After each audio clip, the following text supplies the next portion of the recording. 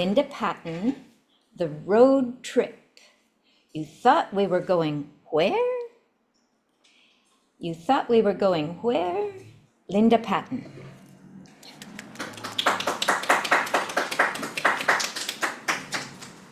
It was around 1992. I had just graduated from nursing school. My husband had been the person who helped me get through all of that. I'd passed the boards. I was ready to go. But I wanted to thank him so very much for all that he had done. And so I thought, what could I do for him? So I started in October with porridge oats. In November, I gave him shortbread. In December, I gave him Mrs. Bridges marmalade. January was a tweed cap. February was a Hebrides cable sweater. And in March for his birthday, he got tickets to Edinburgh, Scotland. I had just given him 2 weeks in Scotland, no plan. I turned it over to him and I said, we know when we're going, we know when we're coming back. What's in the middle is entirely up to you, but you can only play golf 4 times. Plan wisely. Now, my husband is also a planner, and he's extremely detail-oriented. So he comes running in day after day going, do you want to stay in this bed and breakfast? How about this bed and breakfast? Do you think this one would be great? I said, just choose. I know you'll pick the best choice. He said, well, I've decided one thing. I'm going to decide where we start each day, and I'm going to plan where we end each day. And what happens in the middle just happens in the middle. Going, is this my husband? I'm sorry, but what did you do with my husband? He never does this. He always has an organized plan. But we did exactly what he wanted because this was his trip. The only thing he did plan were his 4 trips to the golf course. And then I got to go shopping. That was fun. Where did the plan fall apart? In many different ways. The first one was we got off the plane, we got in our rent-a-car, and of course you're driving on the wrong side of the car and the wrong side of the road. So that alone was scary to begin with. But we kept going around and around and around and around the airport and going, there's got to be a way to get out of here.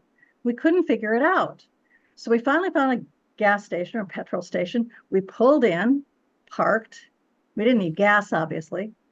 And he went in and he came back with a map.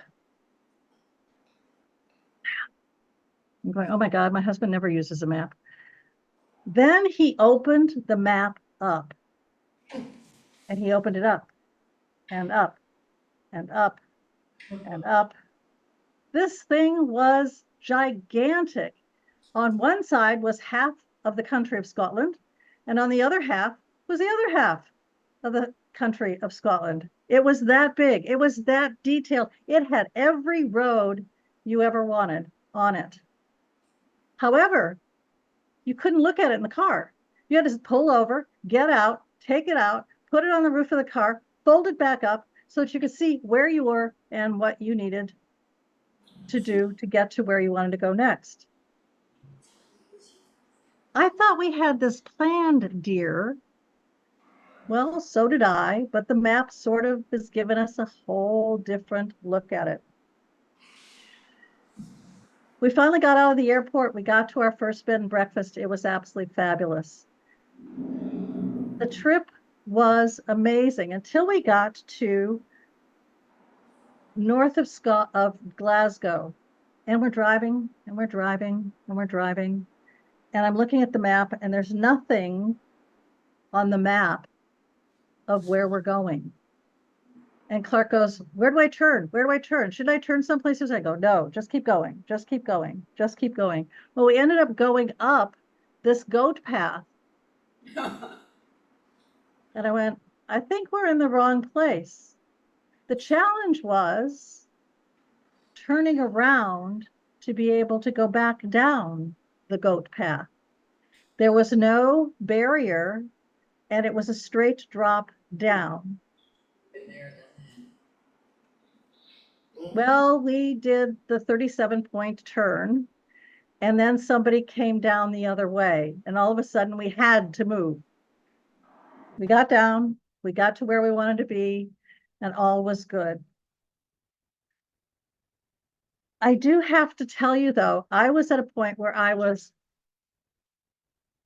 whatever. It doesn't matter where we go, what we do, what the plan was. What was key was we saw the stuff that we wanted to see. We spent time in Edinburgh. We went up the Royal Mile. We walked through the Scottish Whiskey Museum. Wow.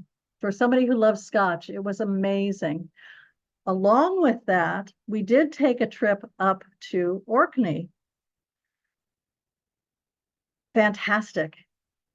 However, we stopped at a distillery, first distillery, and I got out, I did a tour, all sorts of wonderful things.